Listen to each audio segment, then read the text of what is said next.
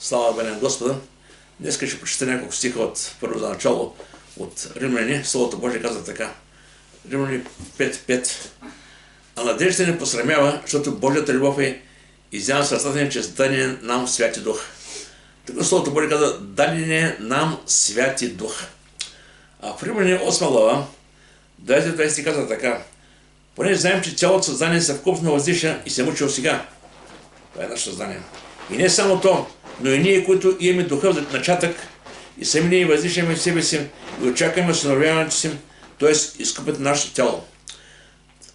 Така Словото Божие казва дух в начатък. И аз темата ми днес, вижте, ще говорим именно за Святия Дух. Сънта говори за това и днес ще продължим темата. Тук искам да кажа, че Бог ни е дал дух в начатък, но от нас зависи с какво и с кого се изпълваме. Ще дам още веднъж темата. Бог не е дал дух в начатък, но от нас зависи с какво и с кого се изпълваме. Това е много важно да разберем се. Ще кажа защо. Може човек да е при Бога, да повярва Бога, да се покая, да приеме Христос, Бог да го народи, да спаси и също време да започне човека да живее както е живял. Тогава как мислите? На къде отива този човек? Всеки сам може да отговори на къде отива.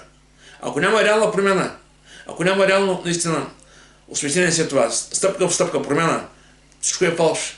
Яков каза, вяра без дела е мъртва вяра. И тук самия апостол Павел каза, Бог не дал дух начатък. Сега Бог не дал достатъчно от себе си, колкото ни е необходимо. Но вижте, ако гледам сега самият човек, ако нека направим така аналогия, това е един съд, нашето вътрешно естество. Бог е дал колкото е необходимо, този съд да бъде пълен с духа. Но има една голяма част, в която ние сами избираме с какво да бъдем пълни. С този свят, с Святия Дух, с грижи, проблеми и всички неща. Това е много важно да разберем тези неща сега. Сега има, преди няколко дни разговарях с един брат, християнин, и той посещава на друга църква. И там имаха проблем точно с това нещо. Кой има Святия Дух? Това е голям въпрос. И е важен въпрос. Защото в Стария Завет четем за Бог Отец, за Бог Създател Творец, Бог Израил. В Новия Завет виждаме идва Христос, Спасителя. Но Деяния на апостолите четем за Святия Дух. И сега времето, което живеем, именно времето на Святия Дух. И наистина трябва да разберем тези неща. Кой има Святия Дух в себе си? Кой го дава и с каква цел? И след това, кога идва Святия Дух човека? Кога идва? Защото знаете, има учение, което говори така, за жалост. Щом не говориш на езици, ти не си спасен. Едва не нямаш надежда за небето. Това е заблуда, разберете ме. Защото Словото Божие ясно говори, вижте, в Коринтияни 12 казва така. Никой без Святия Дух не може да нарече Исуса Господ. Значи, какво значи? Всеки от нас чува благата вест, във времето, когато идва Словото към нас.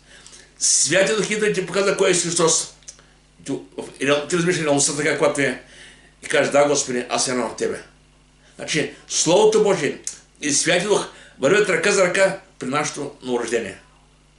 И ще дам малко пример това, което ти говоря. Сега, в Словото Божие се говори за няколко опитности, които така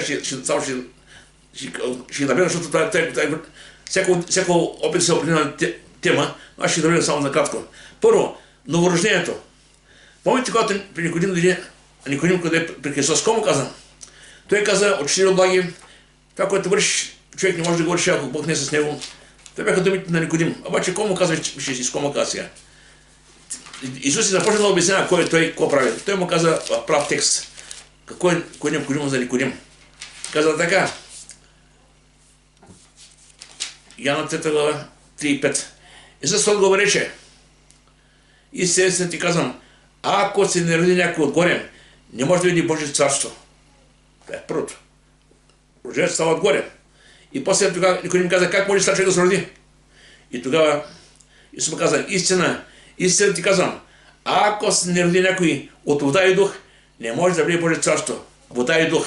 Водата е природност на Божието Слово. В Ефесяни 5:6 казва, болно умилче Слово. Значи, вода и дух, Словото и духът са те, които работят в комплект, идват при човека. Откриват кой е Господ, човек се покаява, приема и се новоражда. Това става чрез Словото и чрез духа. Сега, после, на другия Словото Божие каза, изпълвайте се с духа. Сега, значи видиш, при новорождението, Святото идва в нас. Бог прави с ново, прави туркани печенската Ако е някой Христос, той е ново създание. Старото премина, ето всичко става ново. Приема Христос, Бог е да при нас нововраждана, чрез Святи Дух. Прави с нас ново създание. Обаче, Словото Божие каза, изпълнете се. И не сега дума, да искаме повече от това, което вече има в нас. За може да преминаваме през земя, да вършим Божията воля. Еписание 5 глава 8 се казва така, аз малко ще говоря по-конкретно върху това изпълване, защото това е важно. Докато кръщението на оръжените славата от Бога, изпълнете зависи от самите нас. С кой изпълним себе си, казва така. Затова не бивайте несмислени, но променяйте, че е Господната воля.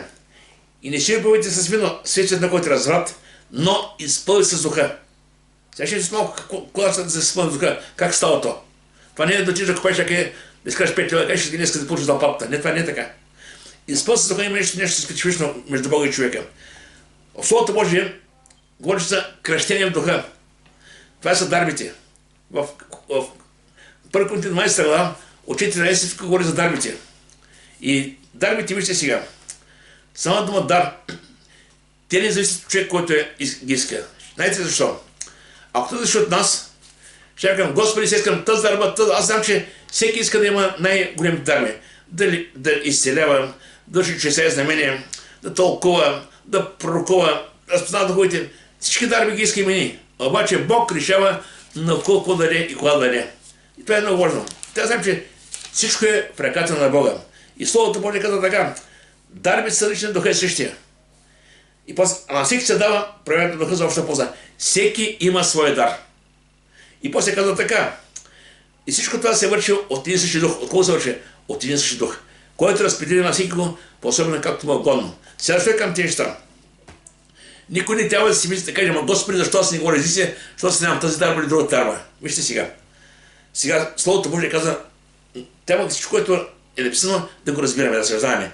После каза така, Бог е поставил някои в църквата да бъдат първо апостоли, второ пророци, трето учители, други да правят чудеса. Значи Бог е поставил, видите ли какво сега. Други да имат изцелителни дарби, други дарби на помагане, на управление, на говорене на разни езици. И после вижте въпроса, който е сега. Всички апостоли са? Не са. Всички пророци са? Не са. Всички учители са? Не са. Всички вършат велики дела? Не вършат. Всички имат ли изцелителни дарби? Нямат всички. Всички говорят езици? Не всички. Всички тълкуват? Не. Значи виждаме, че тук това са риторични въпроси, които сами се отговарят. Но вижте, когато апостол Павел казва така. Купнете за по-големи дарби, но аз ви показвам един по-превъзходен път. Именно говорят за любовта. Значи човек може да има всички дарби, но ако любов няма, нищо не е. Така че, нека да купнем за повече и повече от Господа. А Бог е този, който наистина знае на кого, какво да даде във времето в църквата като цяло. Другото, което говори Словото Божие за друго действие на духа, това е плодовете на духа. Галатяни 5, 22-20 казва така. Плода на духа. Това са любов, радост, мир, кротост, благост, верност, милосърдие, силозание, дълготърпение. Това са 9 плода на духа. Сега, те се изразяват именно в характер на човека. Когато човек приеме Господа, когато се посвети на Бога, когато се покае и започне да следва Господа, непременно този характер става вече част от неговия живот. Има неща, които отпадат на сметка това, което Бог ни дава. Отидем в Колосяни казва, облечете се с милосърдие, благо, смирение и там още обяснява всичко. Събличаме стария човек и обличаме новия. И когато обличаме новия, вече тези плодове стават част от нашия характер. И много път съм чувал хора, които казват, той човек къп човек беше, къв стана, какво прави този човек, какво прави ти с него? Едва не са магиосници, не. Бог чрез духа си новоражда човека и започва полека да го променя. И това са плодове на духа, които се показват именно в нашия характер. Слава да бъде на Господа. И говорим малко за промените на духа. Говоря така, че промените на духа са обща полза и духа ги разпределя според неговото намерение, както той реши. Никой от нас не може да каже, Боже, аз се искам тази дарба, ще дам, непременно да дадем нещо. Но чакай, църквата е Христова. Ние сме част от Христово тяло. И Бог знае къде, коя част, какво да даде. И винаги искам да кажа, че глобалната църква в целия свят това е Христово тяло. Цялата църква в целия свят. А глобалната тяло, това е Христос. И Той знае къде, какво да даде. Така че не става с напълване. И трябва да се молим Бог да употребява всеки според Неговата воля, според дарбата, която Той решил да даде за Негова слава. Сега, Кога идва святото в човека сега? Вижте, ще говоря буквално от Словото. Не искам да... Не е това, което аз мисля. Това, което каза Словото Божие. Вижте сега. Тук дава пътеката. Стъпка, втора стъпка, трета стъпка и наистина да разберем. Сега, в Ефесяни, 1 глава, 13-14 апостол Павел казва така. В когото, в Христос, и вие като чухте Словото на истината, сиреч благовестието на вашето спасение, когато като повярвахте, бяхте запечатани с обещания Свети Дух. Сега, първо каза, чухте Словото, и второто каза, и повярвахте. И запечатани. Виждаме 1, 2, 3. Сега, първо, Словото на истината. Някои си казват, ако живее във времето на Христос, тогава пред 2000 години, може да бъде по-лесно. Ще да видим чудесата, ще да го видя и него самия, ще да бъде част от еуфорията. Искам да ви кажа, че времената може да са променили, но Божие Слово има същата сила и днес. Блага вест, Словото има същата сила и днес. В Римляни 1:16 апостол Павел казва така: не се срамувам от благовестието Христово, което е Божия сила за спасение, който вярва. Преди да идем последничка. Благата вест е същата. Както Исус говориш тогава, така Словото Божие говори и днес. И то докосва сърцата на хората и ги води към промяна. И казва, в когото и вие като повярвахте. Винаги Словото Божие довежда човека до дилемата, до въпроса.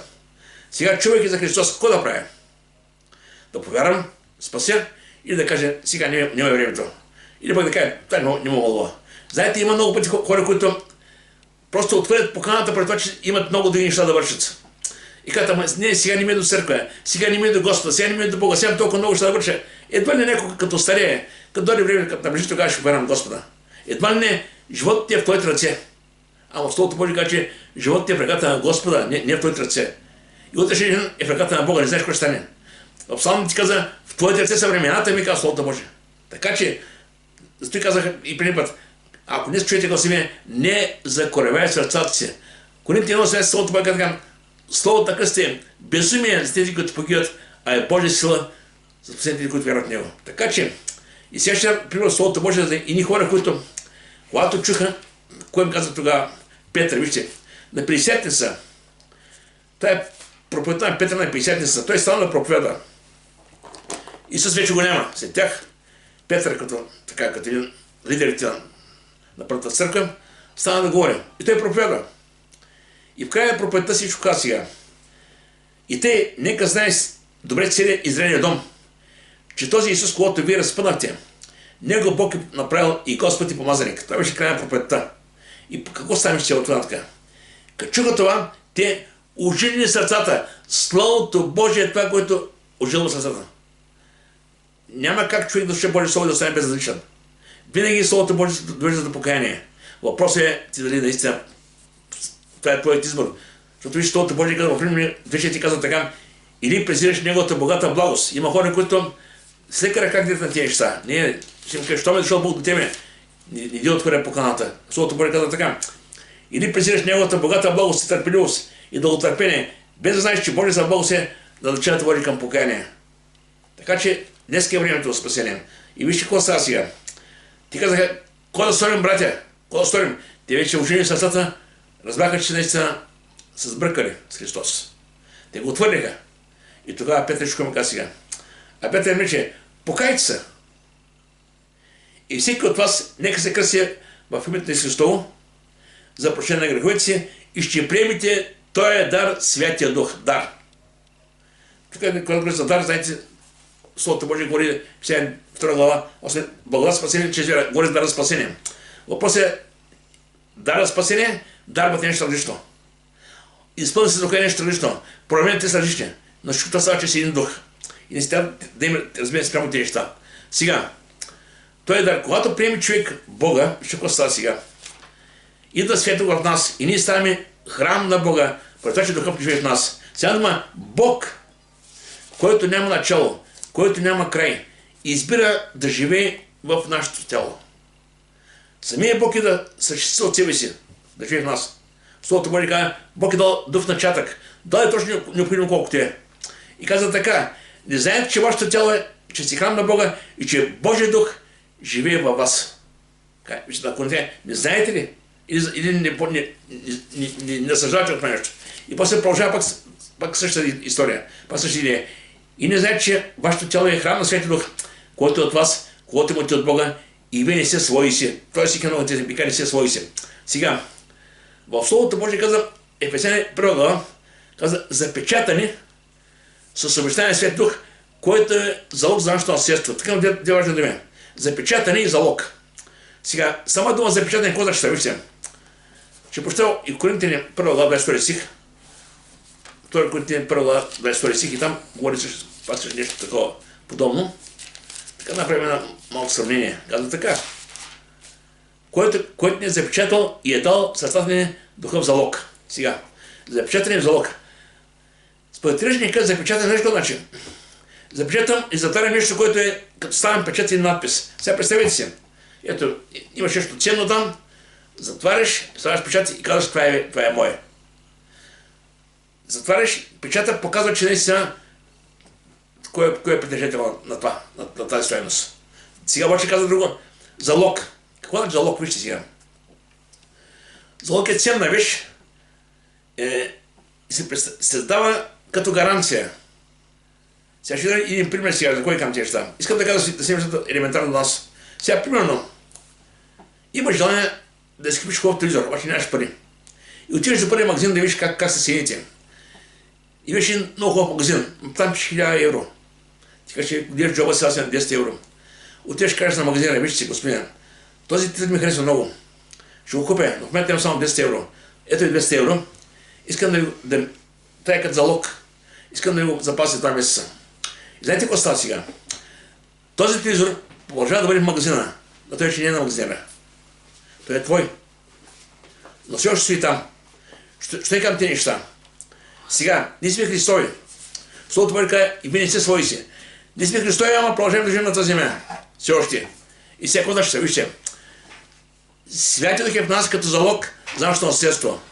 И ние сме Негови. Обаче продължаваме да бъдем на тази земя. И на тази земя има път, който трябва да извървим. Докато си там, където наистина трябва да бъдем. Но Колосяни 3 казва така, животът ви е скрит с Христа, къде? В Бога. Значи, истинският живот е с Христос в Бога. Но от нас искам, разбирайки това слово, да знаем къде живеем и как се отнасяме към този, който живее в нас. Това е много важно, вижте. В Словото Божие казва, и не оскърбявайте Святият Божи Дух, в който са запечатани. Това е Ефесяни 4:30. Не оскърбявайте Духа. И тук сега Словото Божие казва, имате от Бога и вие не сте свои си, ние сме вече Негови. Сега, има на други места Словото Божие, и аз говоря още по-ясно. Йоанн 17, когато Исус се молише на Отец за апостолите, за църквата, за неговите председатели, той каза така, а сега и да при тебе, но докато съм още на света, казвам това, за да имат моята радост пълна в себе си. Аз си предах Твоето слово и света ги намрази. Защото те не са от света. Защото те не са от света. Както и аз съм от него. Не се моля да ги гнеш света, но да ги пазиш от лукавия. Значи, не бидейки Божи деца, сме в този свят. Но Бог казва, не да ги вземеш, да ги пазиш. Казва така, те не са от света, както и аз съм от света. В 3 стиха 3 пъти казва, те не са от този свят. За кого говоря? За нас. Ние, които следваме Господа, ние вече сме Божи деца. И се на кръста, по ръкавта си, на Йоанн 19 казва, свършите, да завърши изкуплението. Че Светия Дух не запечата за изкуплението. Така че, с вяра в Господа, ние вървим стъпка по стъпка и знаем къде е пътя ни. Но сега, много важно да знаем къде живеем, вижте. Много хора ще кажат, аз не вярвам нито в Бога, нито в дявола. Добре, не вярвай. Но това е твой проблем, не е проблем на Бога. Това, че ти не вярваш, това не Бог не се променя. Бог ще продължава да бъде същия. Така Словото Божие казва така. Знаем, че ние сме от Бога и целият свят лиш в лукавия. Не знам, този свят се страна.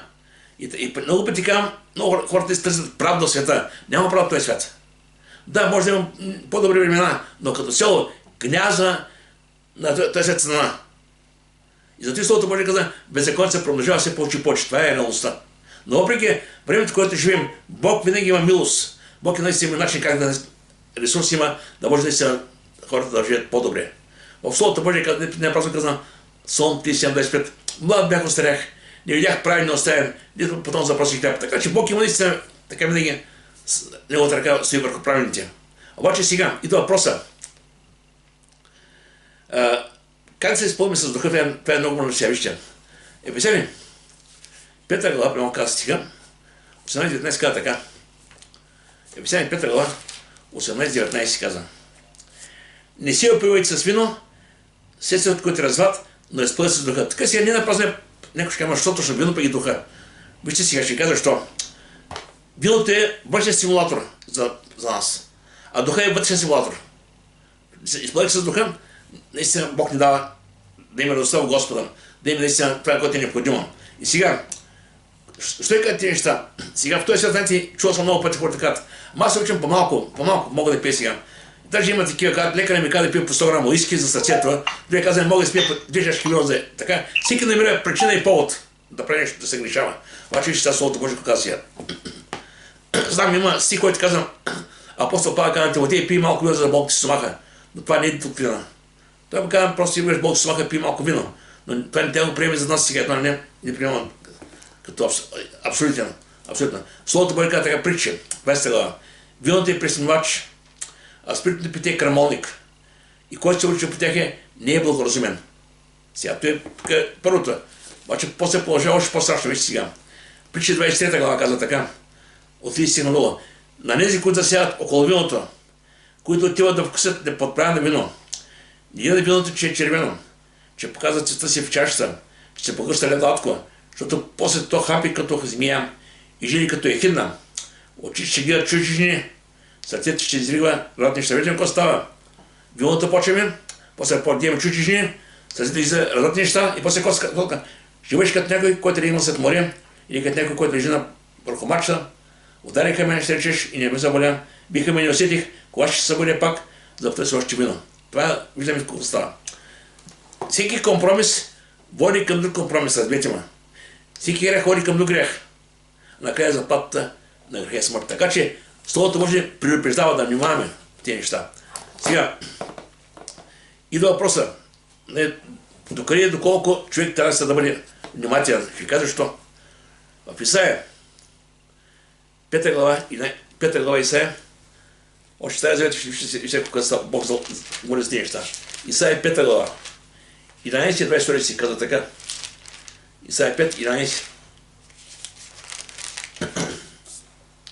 Горко на онези, които подраняват сутрин, за да търсят спиртно питие, които продължават до вечер, докато ги разпали виното.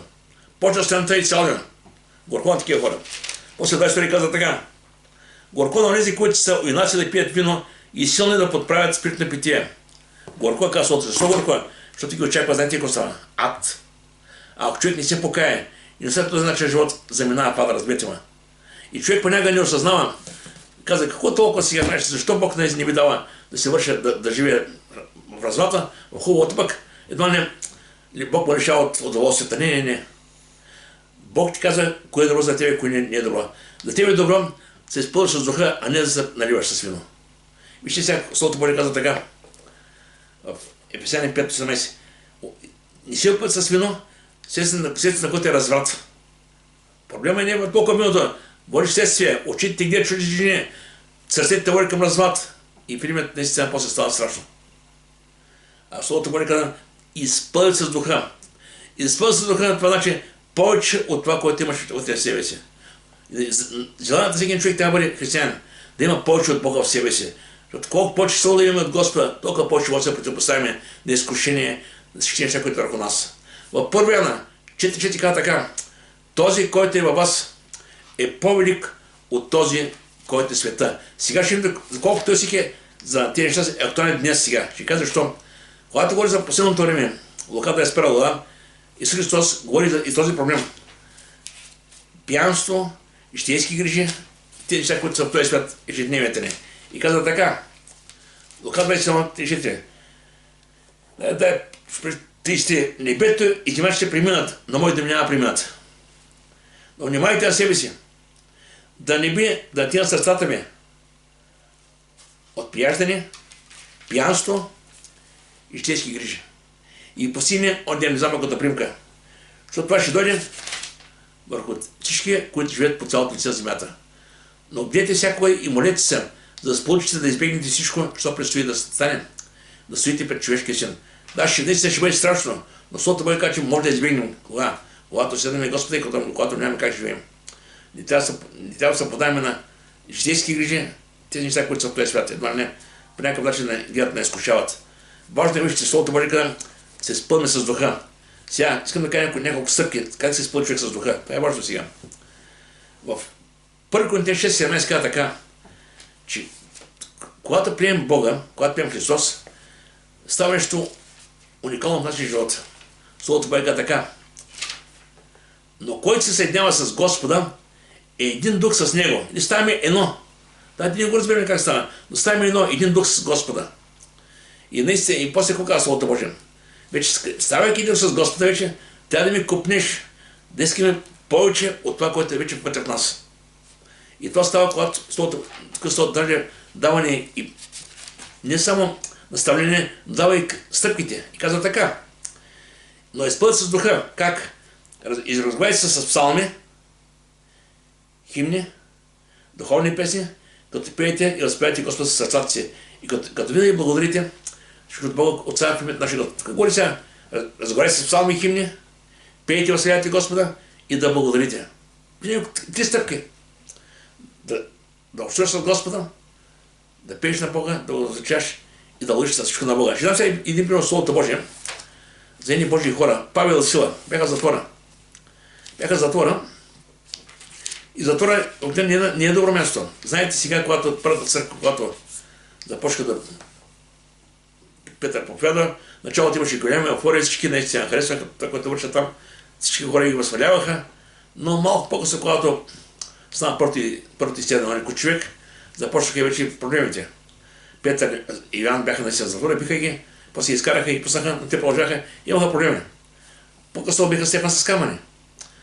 И Словото Божие казва, че в 12 глава на Деяния Яков беше оздравен. Виждаме какво става. Сега, обаче, имаше двама братя в нашия Господа, Павел и Сила. И двамата в момента са в затвора. Обаче, какво правяха? Вижте, ще прочетем тази история, вижте сега. И когато те са в затвора, не знаете как ще ядат в затвора. Може да ги убият, като ще стане.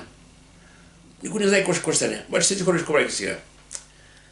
Като проповядваха обаче обичаи, които казаха така, коя беше причина да бъдат в затвора?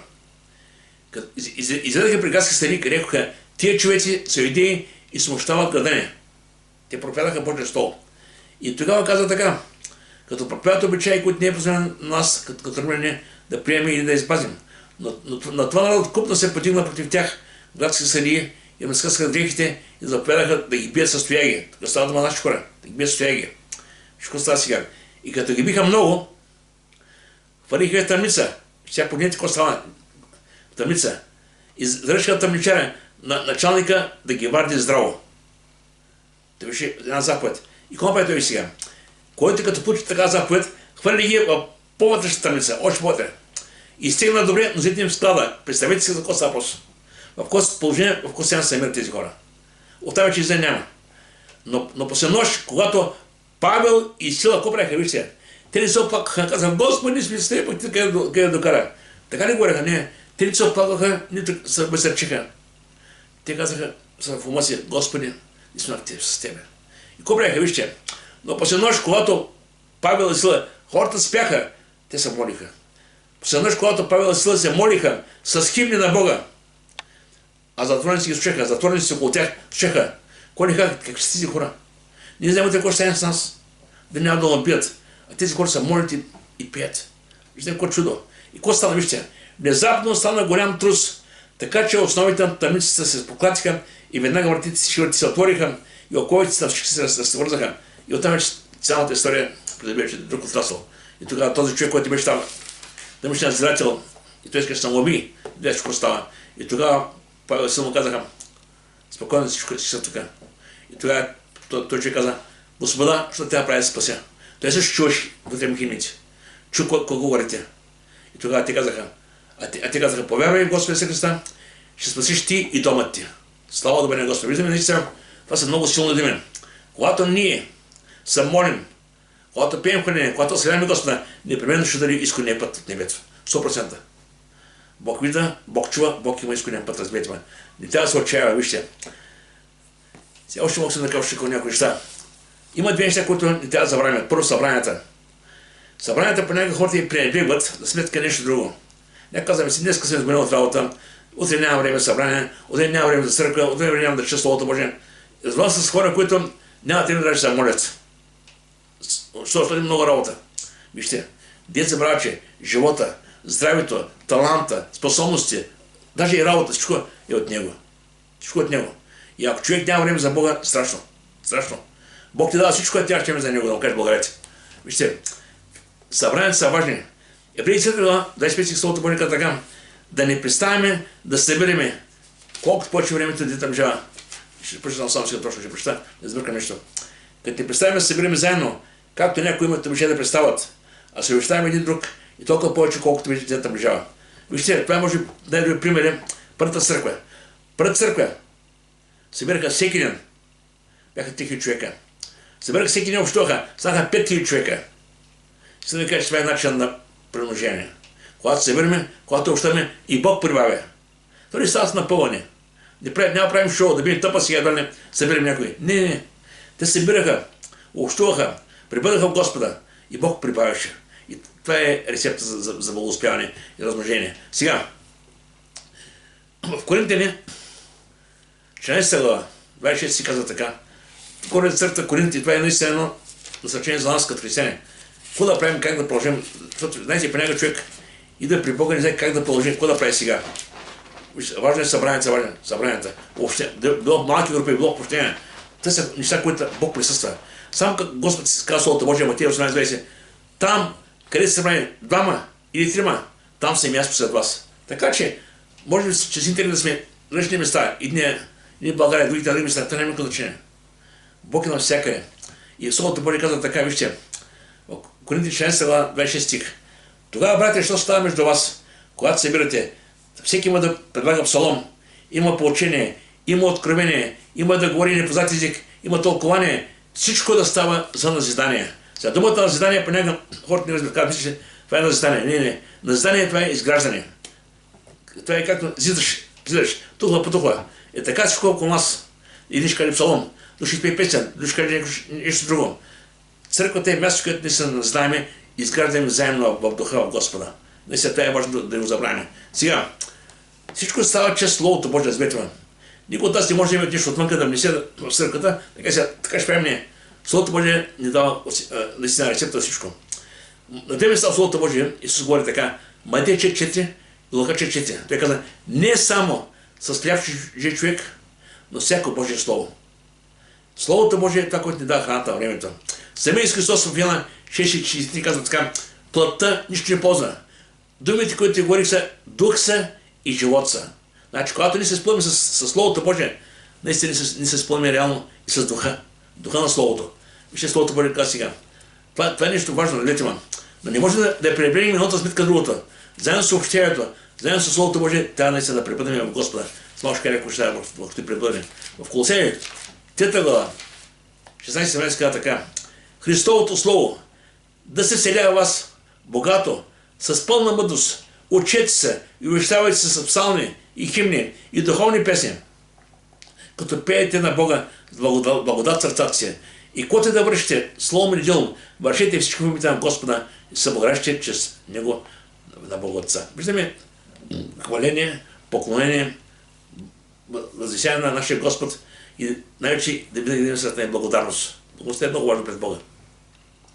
Сега, нещо, второто, което е първо събранието, второ, препътването, това е постоянство да служиш там. Защото вижте, знаете, представете си, ето лоза е пръчката, ние сме пръчките от лозата. Ако една пръчка не е на лозата, какво става с нея? Нищо за тя се хвърля заминава. Тя може още да пъч, че е някъде, обаче заминава. Защото губи вече връзка с самия Господ. И той Словото Божие каза, аз съм лозата, а вие сте пръчките. И каза така, какво следва от това? Аз съм лозата, вие сте пръчките. Който пребъдва, само да пребъдва, значи постоянство, значи пребъдва е да постоянстваш, да стоиш там, където си. Това е пребъдване. Ние сме Христос, да постоянстваме, да бъдем Христос.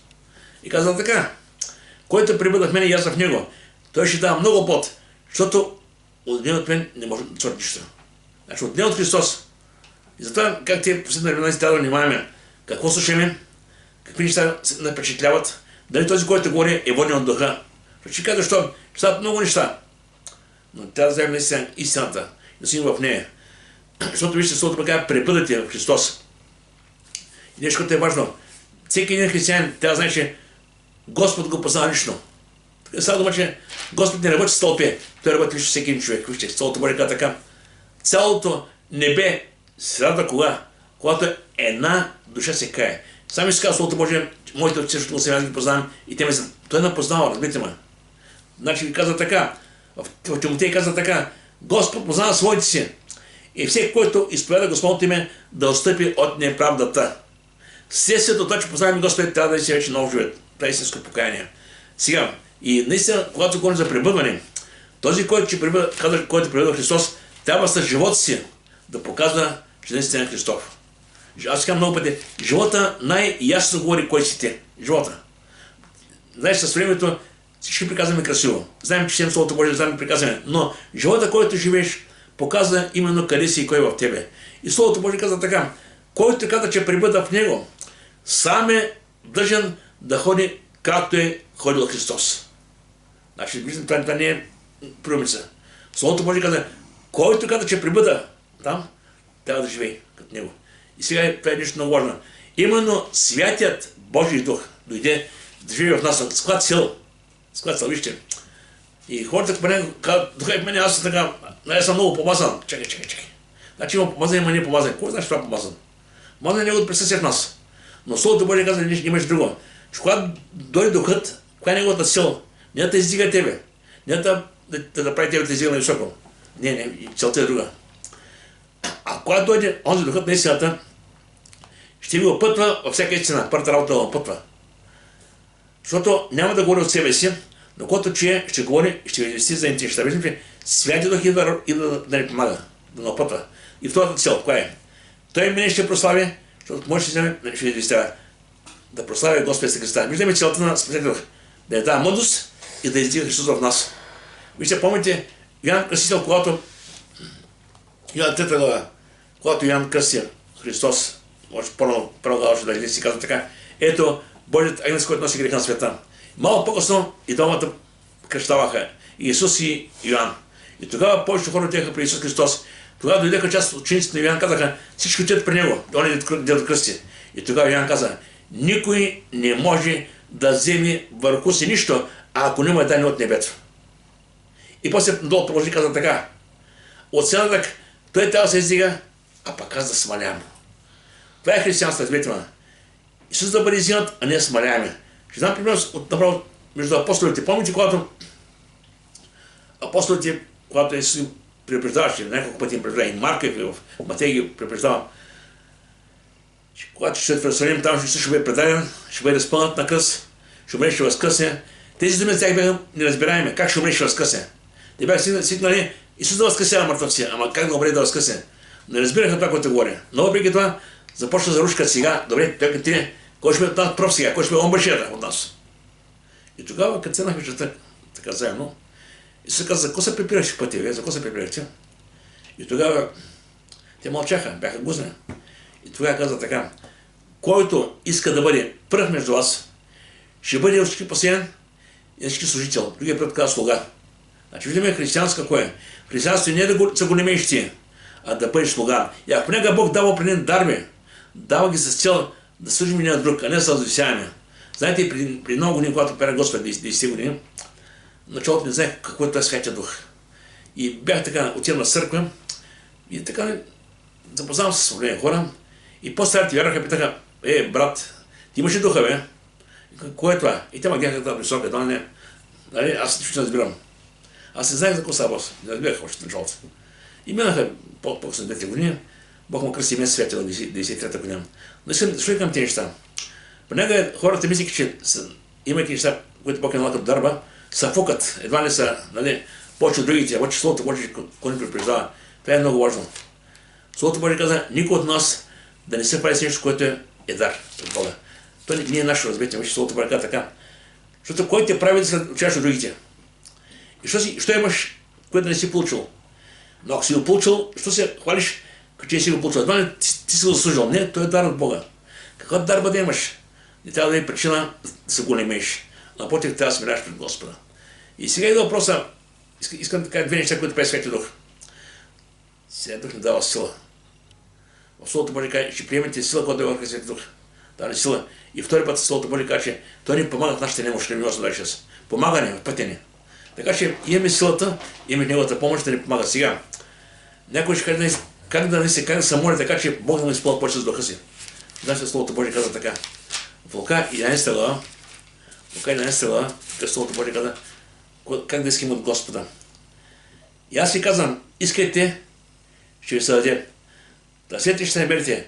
Хлопайте, ще ви се отворим. Защото всеки, който иска, получава, който търси намерен, и на този, който хлопа, ще му се отворим. Ако он е баща между вас, ако някой му поиска синът му хляб, ще му даде камък. Или ако му иска риба, вместо риба ще му даде змия. И те, ако вие сте, знаете, благан чадата си, колко повече небесния Отец ще даде Святия Дух на тези, които искат от Него. Виждаме, че начинът да получим Святия Дух от Бога е молитва. Молитва пребъдене в Господа. Сега, и Словото Божие каза наистина, че Дух е залог защо наследство. На както се накаже, за какво наследство става въпрос? Наследството, това е нещо, което е за бъдещината земя. Сега ще дам пак аналог. Сега, примерно, тази къща, която живее, тя е посил майка и баща ми. И след време, когато майка и баща ми се отидат тази земя, тя остава за мен. Като следствие. Сега, аз за тази къща нямам нищо да направено. Защото съм наследник на баща ми. Всяко значи за нас. Наследство, което има от Бога. В Словото Божие каже, че ние сме наследници на Бога с наследници Христа. Това е нещо уникално, казва така. И ако сме чада, и си Божи чада, то сме наследници на Бога, а с наследници Христа. Ако станем с Него, се поставим за наследници. С наследници Христа имаме за небето. В Филипяни 3:20 Словото Божие казва така. Защото нашето гражданство е на небесата, откъдето очакваме спасение. Нашето гражданство е там. Първо, който те казва така, че когато око не е видяло, на човешки уми сърце не дохождало, това е приготвил Бог за всеки, който го любят. Нещо уникално, няма как да го разбирам. Но Словото Божие пък ни казва, че това, което е приготвил за нас, има така участие, леко разбираемо какво е точно. Петър казва в своето послание, нещо, което да се участие да го разберем. Казва така, наследство нетленно, неоскверняемо и което ни повяхва, запазено на небесата за нас. Значи, че Бог е призвал при себе си, поканил е, приле си го и той в небето пази всеки от нас. И аз мога да кажа, че всяко едно Божие дете ще бъде много приятно и зана, когато идем отиде при Бога. В момента, когато завършиш да земя, ще отидеш при Бога и ще бъдеш много приятно и зана. Преди това, което Бог е приготвил за нас. Ние на тази земя сега няма налог, разберете, няма какво да съдим, да кажем сега. Ще кажа защо. Едно дете, което е гладно, си мисли в небето, ще има само беше не скара, само ще иде. Едно дете, което е навън, когато няма къща, мисли в небето, ще има голям апартамент. Не. Там е съвсем друго измерение. Словото Божие каза, не се нетленно. И каза по-така, които са с Божия сила, се вардени, ще влязат спасение, готов се открие по последно време. Така че Бог е този, който ни пази. Въпросът е една сега, искам накратко да кажа за 2 минути. Как да живеем на тази земя? Знаех, че там има нищо, на тази земя може да нямаш нищо. Как да живееш? Вижте, Словото Божие казва, че Бог е с нас. Бог няма остави, Бог няма забрави. Но кой иска от нас? Да има правилна позиция, правилно разбиране. Сега много хора започват да се прецедират в тази земя. Това и в един момент се отдалечават от истината. В един момент придобива много неща, прави пари, прави много неща, но реално занимава църквата, занимава общението. Не се моли, не чете Словото Божие. Въобще не общува с хора. И остава спомням, че някой е бил на църква. И в един миг може да има всичко, обаче ако нямаш Господ, разбираш, всичко е бил на празно. В първо пето, 2 Словото Божие казва така, с което завърша. Въззивени, умоляваме като пришълци, ученици на света. Значи хора, които осъзнават, че преминават през тази земя. Така че нека животът да бъде, наистина да показваме, че сме Христови, не само на думи, но и с живота си и делата си. Нека всичко, което вършим, да говори за Христос, нека Бог да благослови, нека това слово да остане съслатане и нека така през следващите седмици Бог не дава разбиране наистина, че този, който е в нас, е по-велик от този, който е в света. Нека Бог да благослови.